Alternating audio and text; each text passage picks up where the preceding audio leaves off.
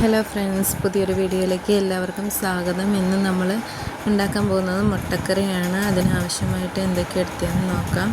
സബോള, ഇഞ്ചി, വെളുത്തുള്ളി, തക്കാളി, പിന്നെ തേങ്ങാപ്പാൽ എടുത്തിട്ടുണ്ട്, പിന്നെ ഉരുളക്കിഴങ്ങും എടുത്തിട്ടുണ്ട്. അതിനുശേഷം നമുക്ക് ചട്ടി വയ്ക്കാം. ചട്ടി ചൂടായി കഴിയുമ്പോൾ അതിനകത്തോട്ട് എണ്ണ ഒഴിച്ച് കൊടുക്കുക. അതിനുശേഷം കുറച്ച് കടുക് ഇട്ട് കൊടുക്കുക, കുറച്ച് കറിവേപ്പിലയും കൂടി ഇട്ട് കൊടുക്കുക. അതിനുശേഷം കുറച്ച് ഇഞ്ചിയും വെളുത്തുള്ളിയും ഇട്ട് കൊടുക്കുക. ഇഞ്ചിയും വെളുത്തുള്ളി ഒന്ന് വാടിക്കഴിയുമ്പോൾ അതിനകത്തോട്ട് സബോള ഇട്ട് കൊടുക്കുക. സബോള ഇട്ട് കൊടുക്കുമ്പോൾ ഇച്ചിരി ഉപ്പും കൂടി ഇട്ട് കൊടുത്തിട്ട് നല്ലപോലെ ഇളക്കുക.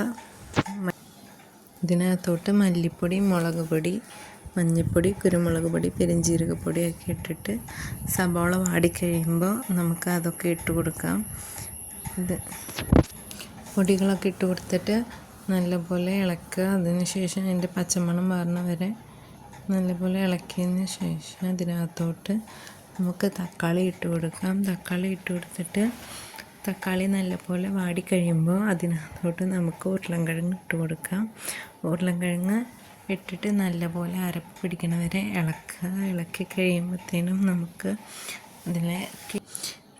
ഇതിനകത്തോട്ട് നമുക്കിനി തേങ്ങാപ്പാൽ ഒഴിച്ച് കൊടുക്കാം. തേങ്ങാപ്പാലിൻ്റെ 2 പാൽ എടുത്ത് വെച്ച് ഒഴിച്ച് കൊടുക്കാം. ഒഴിച്ച് കൊടുത്തതിന് ശേഷം ഉരുളൻകിഴങ്ങൊക്കെ വേവണ വരെ വെയിറ്റ് ചെയ്യുക. ഉരുളൻകിഴങ്ങൊക്കെ വെന്ത് കഴിയുമ്പോഴത്തേനും അതിനകത്തോട്ട് 1 പാലും കൂടെ ഒഴിച്ച് കൊടുത്തിട്ട് നല്ലപോലെ ഇളക്കി വയ്ക്കുക. ഇനി അധികം തിളയ്ക്കൊന്നും വേണ്ട കേട്ടോ.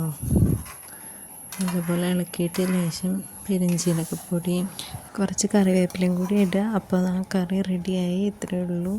നല്ല ടേസ്റ്റുള്ള മുട്ടക്കറി ഇവിടെ റെഡി ആയിട്ടുണ്ട്.